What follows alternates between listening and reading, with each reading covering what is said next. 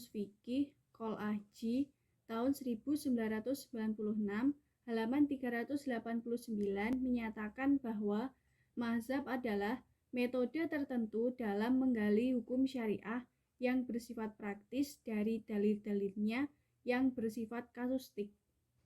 Secara faktual, potensi intelektual yang diberikan oleh Allah kepada masing-masing orang jelas berbeda. Dan mustahil semua orang bisa menarik kesimpulan yang sama ketika berhadapan dengan nas-nas atau teks-teks syariah. Ditinjau dari sisi kemampuan memahami ajaran Islam, umat Islam terbagi dalam beberapa tingkatan, yaitu 1.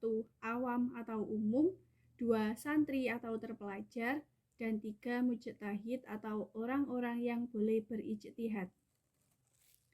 Secara faktual, sedikit sekali orang-orang yang berada pada tingkatan santri atau terpelajar dan mujtahid atau orang-orang yang berijtihad. Kedua tingkatan tersebut cukup sedikit mengalami kesulitan dalam memutuskan suatu masalah hukum, karena kedua tingkatan tersebut dapat mencari solusinya dalam Al-Quran atau hadis. Sedangkan pada tingkatan awam, mereka cukup banyak mengalami kesulitan, karena tidak mempunyai cukup kemampuan untuk segera memutuskan persoalan yang dimilikinya. Berikut macam-macam mazhab dalam ilmu fikih. Mazhab Hanafi. Pendiri mazhab ini adalah Imam Abu Hanafi An-Nu'man bin Thabit.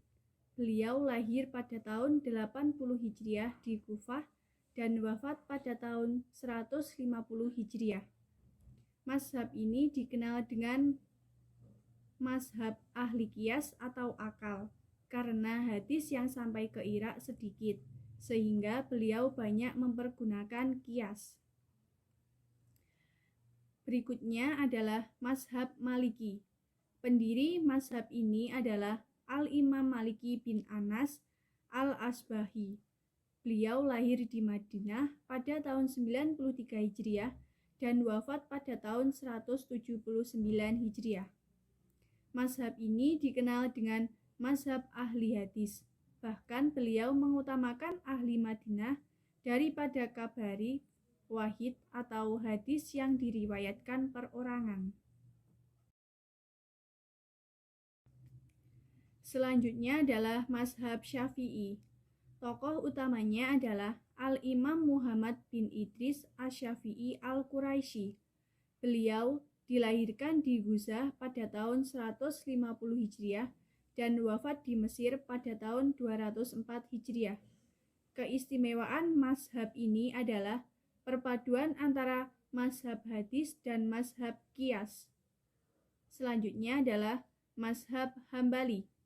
Pendiri mazhab ini adalah Al-Imam Ahmad bin Hambal Asy-Syaibani. Lahir di Baghdad tahun 164 Hijriah dan wafat tahun 248 Hijriah. Karakteristik mazhab Hambali senantiasa berpedoman pada teks-teks hadis dan mempersempit ruang penggunaan qiyas atau akal. Corak pemikiran mazhab Hambali adalah tradisionalis. Selain berdasarkan pada Al-Quran, sunnah, dan ijtihad, beliau juga menggunakan hadis mursal dan qiyas.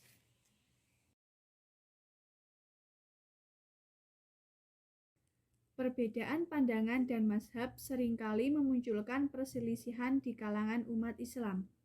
Berikut cara menyikapi perbedaan mazhab. A. Memahami ikhtilaf atau perbedaan dengan benar, mengakui dan menerimanya sebagai bagian rahmat Allah bagi umat. B. Membekali diri dan mendasari sikap sebaik-baiknya dengan iman, aman, dan akhlak secara proporsional. C. Meneladani etika dan sikap para ulama salaf dalam berikhtilaf. D.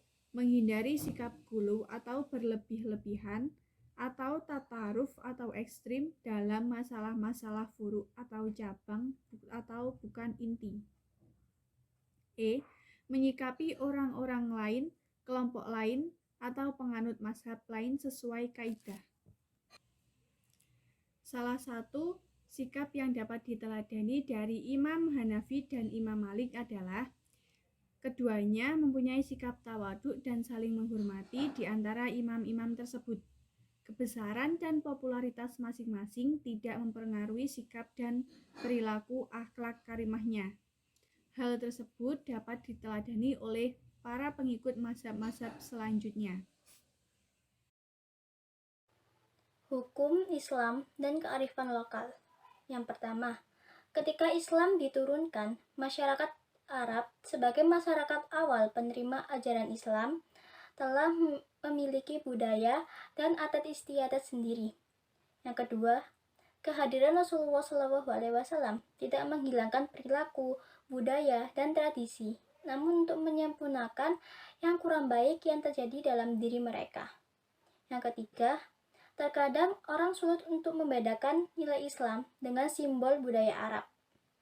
Namun, Nabi Muhammad SAW dapat mengemas tradisi-tradisi Arab tersebut untuk mengembangkan Islam. Contohnya seperti ketika Nabi SAW hijrah ke Madinah, masyarakat Madinah menyambut dengan iringan gendang dan tetabuhan sambil menyanyikan lagu Tola'al Badru Alaina dan seterusnya.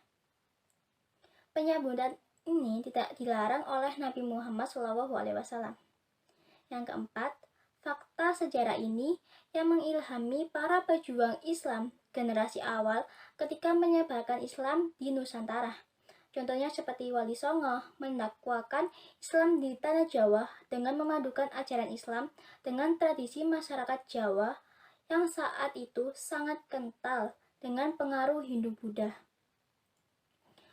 Peninggalannya berupa karya seni, arsitektur, tempat ibadah, atau upacara sosial keagamaan adalah bukti perpaduan tersebut. Prinsip yang dipegang oleh Wali Songo dan penyebar agama Islam lainnya bahwa agama Islam tidak anti terhadap budaya lokal apabila budaya tersebut tidak bertentangan dengan tuntunan Al-Quran dan hadis. Yang kelima, apa yang dipandang baik oleh umat Islam, maka di sisi Allah pun baik. Merupakan hadis yang diriwayatkan oleh Ahmad dari Abdullah ibnu Mas'ud. Hadis tersebut oleh para ahli usul fiqh dipahami atau dijadikan dasar bahwa tradisi masyarakat yang tidak bertentangan dengan prinsip-prinsip syariat Islam dapat dijadikan dasar pertimbangan dalam menetapkan hukum Islam atau fikih. Yang keenam, tradisi masyarakat Madinah menjadi salah satu kaidah hukum. Contohnya adalah pelaksanaan sholat tarawih. Yang ketujuh, tradisi tahlilan yang dilakukan masyarakat Indonesia, dan ketika sholat berjamaah terjadi perbedaan antara jamaah lain, yaitu berupa perbedaan sikap atau gerakan posisi tangan ketika melaksanakan sholat. Kedua hal tersebut merupakan fenomena bermazhab sekaligus wujud Islam akomodatif kreatif terhadap budaya lokal. Jadi dapat disimpulkan bahwa pemahaman terhadap ajaran agama tidak bisa mengabaikan kondisi sosial, politik, dan budaya yang berlaku di masyarakat. Akomodasi hukum Islam dalam UU Negara. Sebelum Indonesia menjadi sebuah negara berdaulat, hukum Islam telah ditetapkan oleh kerajaan-kerajaan Islam yang tersebar di seluruh Nusantara, seperti Kerajaan Pasai di Aceh, Kerajaan Demak di Jawa, Kerajaan Goa di Sulawesi, dan lain sebagainya.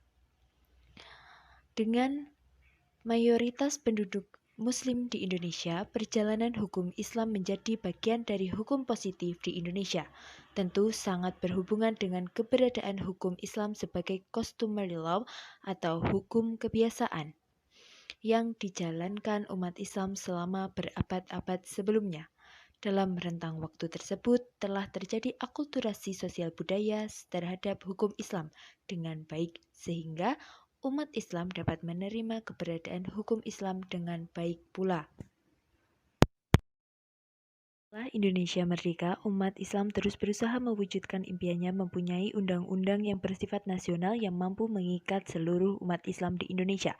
Melalui perjuangan yang panjang, bangsa Indonesia akhirnya menghasilkan suatu undang-undang yang bersifat nasional pada tahun 1974, yakni Undang-Undang Perkawinan Nomor 1 Tahun 1974. Lahirnya UU Perkawinan tahun 1974 membawa semangat baru bagi umat Islam untuk memperjuangkan UU yang lain. Akhirnya memuncullah beberapa UU dan peraturan pemerintah lain yang berkaitan dengan hukum Islam. Berikut ini beberapa UU dan PP sebagai hasil perjuangan umat Islam. 1.